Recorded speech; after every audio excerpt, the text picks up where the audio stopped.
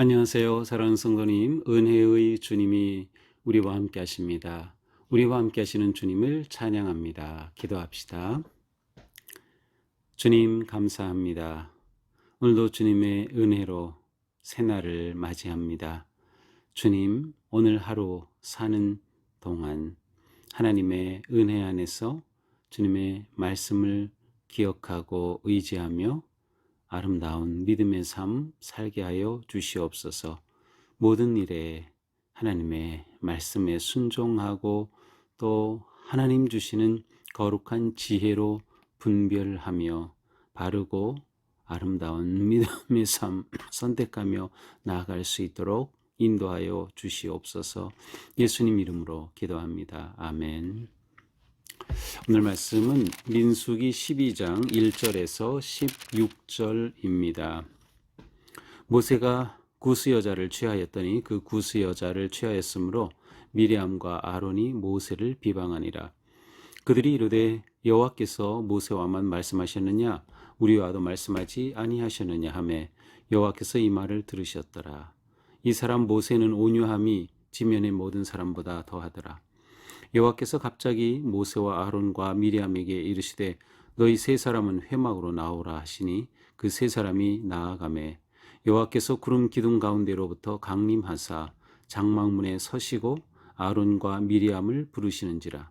그 두 사람이 나아가매 이르시되 내 말을 들으라. 너희 중에 선지자가 있으면 나 여호와가 환상으로 나를 그에게 알리기도 하고 꿈으로 그와 말하기도 하거니와 내 종 모세는 그렇지 아니하니 그는 내 온 집에 충성함이라. 그와는 내가 대면하여 명백히 말하고 은밀한 말로 하지 아니하며 그는 또 여호와의 형상을 보거늘 너희가 어찌하여 내 종 모세의 비방하기를 두려워하지 아니하느냐. 여호와께서 그들을 향하여 진노하시고 떠나심에 구름이 장막 위에서 떠나갔고 미리암은 나병에 걸려 눈과 같더라. 아론이 미리암을 본즉 나병에 걸렸는지라. 아론이 이에 모세에게 이르되 슬프도다. 내 주여 우리가 어리석은 일을 하여 죄를 지었으나 청하건대 그 벌을 우리에게 돌리지 마소서. 그가 살이 반이나 썩어서 모태로부터 죽어서 나온 자와 같이 되지 않게 하소서. 모세가 여호와께 부르짖어 이르되 하나님이여 원하건대 그를 고쳐주소서.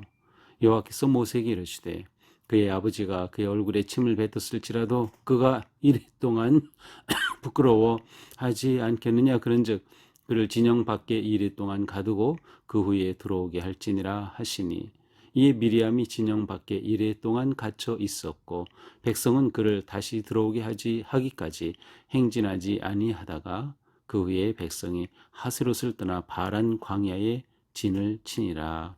아멘. 오늘 말씀은 미리암과 아론이 모세를 비방한 그러한 사건을 다루고 있습니다. 이 미리암은 모세의 누이고 아론은 모세의 형이었죠. 자, 그런데 어느 날 미리암과 아론이 모세를 비방합니다. 그 이유가 무엇인가 하면 1절에 보니까 모세가 구스 여자를 취하였다는 것입니다. 자, 구스 여자를 취하였다. 이제 이것에 대해서는 이제 두 가지 해석이 있습니다. 하나는 모세의 아내가 십보라이죠. 그는 미디안 여인이었습니다. 모세가 이제 이집트에서 바로를 피해서 미디안으로 도망갔다가 그곳에서 이제 결혼한 그 아내가 바로 십보라이죠. 그래서 이 십보라가 죽은 후에 모세가 두 번째 아내를 얻었는데 그 아내가 구스 여자였다. 보통 구스 하면 에티오피아를 말하고요. 혹은 수단을 의미하기도 합니다. 이제 아프리카 그 남쪽 지역을 가리키는 그러한 단어죠. 그러니까 모세가 이렇게 구스 여자를 아내로 맞은 것에 대해서 이제 이것은 옳지 않다. 자, 이것은 이제 왜 그런가 하면 우리가 앞에서 우리가 이미 봤죠. 이스라엘 백성들이 불평의 문제에 빠졌을 때 그 불평의 시발점이 누구였습니까? 온갖 섞어 사는 사람들, 잡족이었어요. 이스라엘의 순수한 민족이 아닌 섞여 들어온 다른 민족. 그러니까 모세가 아내를 이렇게 다른 민족, 아마도 그들 가운데 섞여 살던 그러한 순수한 이스라엘 민족이 아닌 다른 여인을 아내로 맞은 것에 대한 비방이 되는 거죠.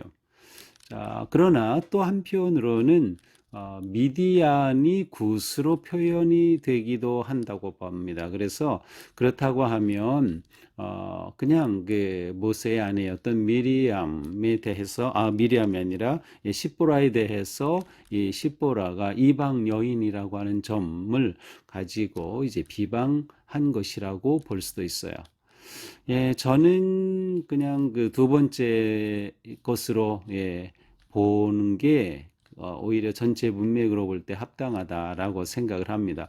왜냐하면 이제 이러한 일이 있을 때 하나님께서 모세가 이렇게 이방 여인을 아내로 취한 뭐 이러한 것에 대해서 언급하시거나 그런 것이 전혀 없기 때문이죠. 자, 이것은 어떻게 보면 겉으로 드러난 비방의 이유입니다. 구스 여자를 아내로 취하였다. 자, 그런데 모세를 비방한 가장 중요한 핵심은 2절에 나옵니다. 그들이 말하죠. 여호와께서 모세와만 말씀하셨느냐? 우리와도 말씀하시지 아니하셨느냐? 다시 말하면 모세의 리더십에 대한 저항입니다. 모세만 지도자야? 하나님 우리하고도 말씀하시지 않아? 모세가 저렇게 혼자 독재하는 것 같은데 우리에게도 하나님께서 말씀하시고 우리에게도 리더십이 있는데 라고 하는 거죠. 이것은 그 모세의 영적 권위에 대한 도전이었어요. 모세의 지도자로서의 리더십에 대한 도전이었던 것이죠. 자, 이러한 그 일이 벌어졌는데 모세의 반응은 전혀 나오지 않습니다. 모세는 말이 없습니다. 아무 말이 없어요. 모세가 말을 하지 않으니까 누가 나옵니까? 하나님이 이 미리암이 하는 말을 다 들으셨어요.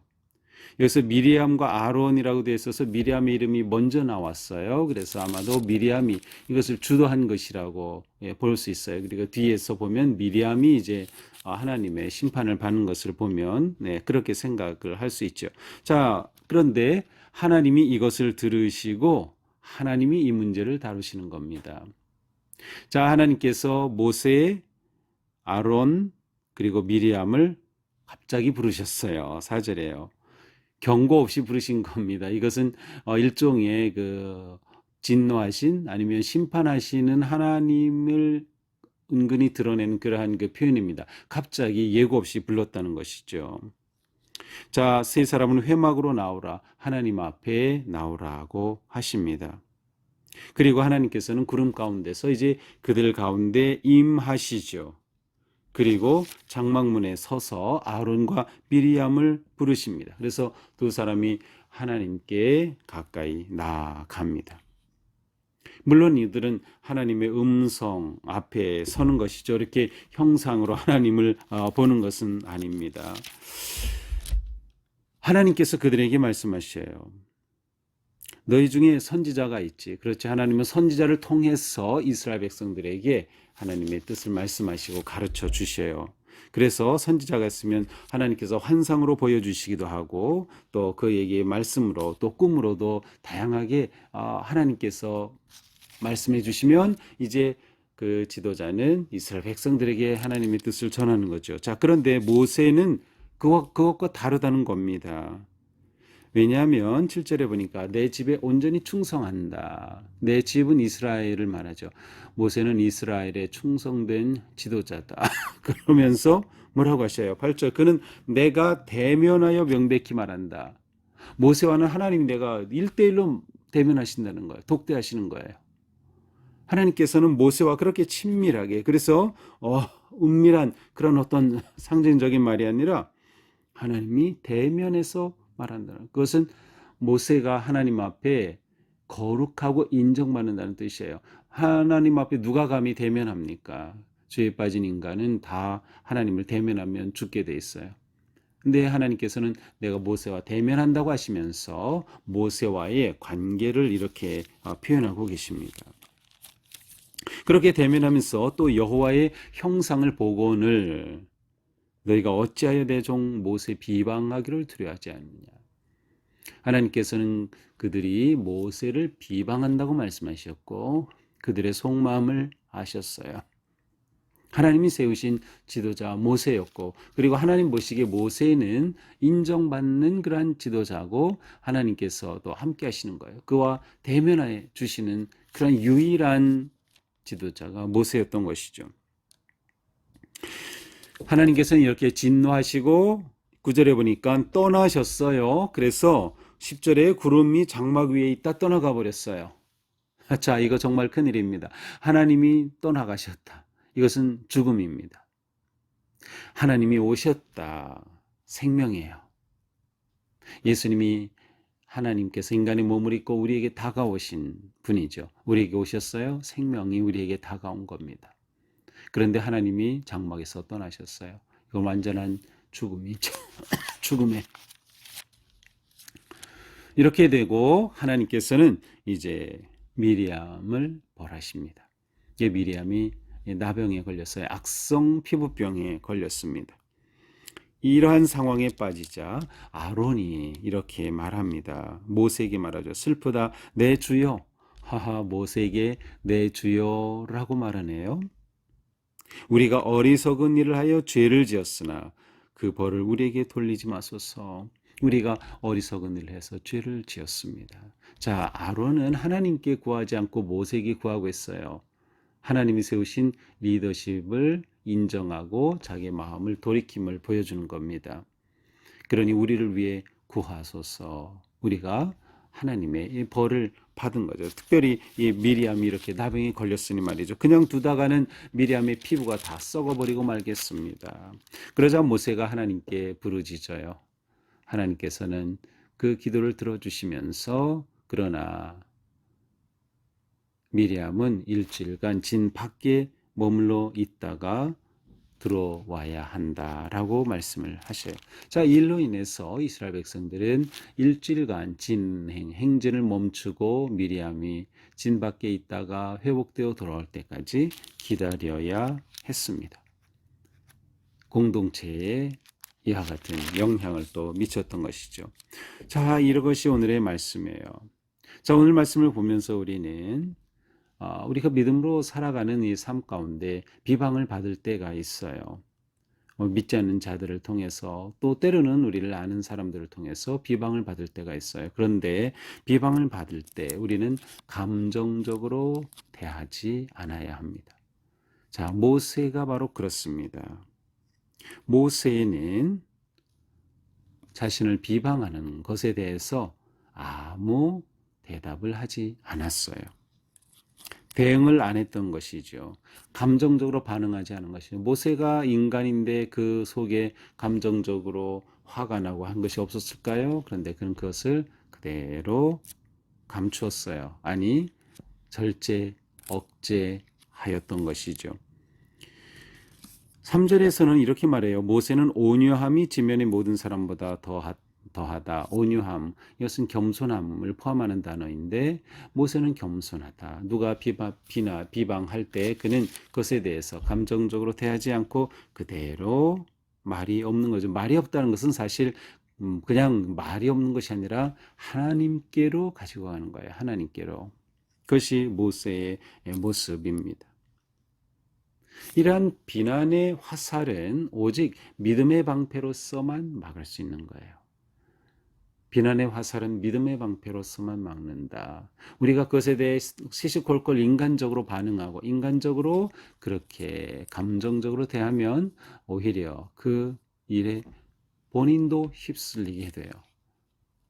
그리고 또 그러한 과정에서 서로에게 아픔과 어려움이 생기게 되는 것이죠. 그래서 모세는 이 문제를 하나님께 사실은 맡기는 거예요. 그러니까 하나님이 나서게 되셨어요. 모세가 나서서 너희가 이게 무슨 말이냐, 내가 누구인지를 알고 하면서 자기가 문제를 푸는 게 아니라 하나님이 나서서 그들을 불러 그들에게 이 문제를 놓고 말씀하시고 하나님께서 판단하시는 거죠. 자, 모세는 하나님이 인정하는 사람이었다라고 하는 것을 우리가 봐야 합니다. 그 말은 우리가 사역을 하고 또 세상에서 살아갈 때 하나님의 인정받기를 힘써야 한다라는 거예요.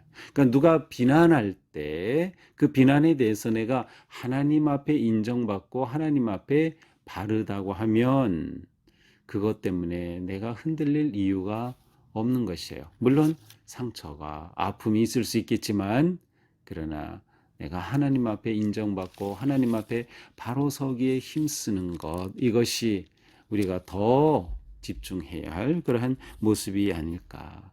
그렇게 함으로 우리는 한편으로는 또한 비난의 여지를 주지 않게 되는 거죠. 하나님께서 모세에 대해서 네가 왜 이방 여인을 아내로 취하였느냐 그러한 말씀을 하시지 않으셔요. 그것은 모세가 하나님 앞에 십보라를 아내로 취하고 이방년이지만 미디안에서 이렇게 제사장의 딸이었죠. 를 아내로 맞이한 이 모든 것들은 하나님께서 모세의 모든 길을 인도하신 것 가운데 있는 일이에요. 이것은 비난할 일이 아니었던 것이죠. 그래서 모세에게 하나님은 이 일에 대해서 아무 말씀하지 않으셔요. 그것은 모세가 하나님 앞에 인정받는 그러한 사람이었다라고 하는 것이죠. 비난은 공동체를 깨뜨립니다. 이것은 우리가 아주 조심해야 될 일이에요. 우리는 교만하면 비난하기 쉽습니다. 또 우리는 하나님 앞에 내가 바로 서기에 힘쓰면 어떤 비난을 받아도 그것에 대해서 믿음으로 반응할 수 있는 거예요. 믿음의 방패로 막아내는 것이죠. 결국 모든 것의 심판, 판결은 하나님의 몫인 겁니다. 하나님이 하실 일이에요. 그래서 우리는 어떤 상황에서도 하나님 앞에 인정받기를 힘쓰는 것, 그것이 중요한 일이다. 그리고 또한 모세는 이 일을 놓고 하나님 앞에 기도하였습니다. 우리도 마찬가지죠. 어떤 일이 있을 때 하나님 앞에 기도하는 겁니다. 그 관계를 놓고 또 상대방을 위해서도 기도하는 거죠. 그때 하나님께서는 이 모든 것들을 하나님의 바르고 의로우신 그러한 뜻에 따라 판단하시고 일을 풀어 가실 것입니다. 오늘도 우리가 살아가면서 우리의 마음이 믿음으로 든든하게 방패를 치고 어떤 비난과 어떤 공격에 대해서도 인간적으로 반응하지 말고 감정적으로 반응하지 말고 오직 기도하는 마음으로 내 자신을 더 돌아보며 온유하고 겸손하게 삶을 지켜가는 것, 그것이 우리가 해야 할 그러한 모습이 아닌가 생각합니다. 오늘 하루도 우리의 삶에 하나님 앞에 인정받기를 힘쓰고 또 하나님께서 기뻐하시고 인정해 주시는 그러한 아름다운 삶 되기를 축복합니다. 기도합시다. 주님 감사합니다. 모세는 그를 비방하고 비난하는 그러한 상황 속에서도 감정적으로 반응하지 않고 오히려 믿음의 방패로 그것을 막아 자신을 지키며 또 하나님 앞에 기도함으로 이 모든 것들을 풀어가고 해결했음을 봅니다. 주님, 우리가 살아가면서 무엇보다 하나님의 인정받기를 힘쓰게 하여 주시고 하나님의 은혜 안에 거하기를 더욱 힘쓰게 하여 주시옵소서. 우리가 공동체를 깨뜨리는 그러한 어리석은 일을 범하지 않게 하여 주시고 언제나 주님의 은혜 안에서 주님의 인정받음이 우리의 가장 중요한 삶의 한 방향임을 기억하면서 그렇게 거룩한 삶에 힘쓰게 하여 주시옵소서.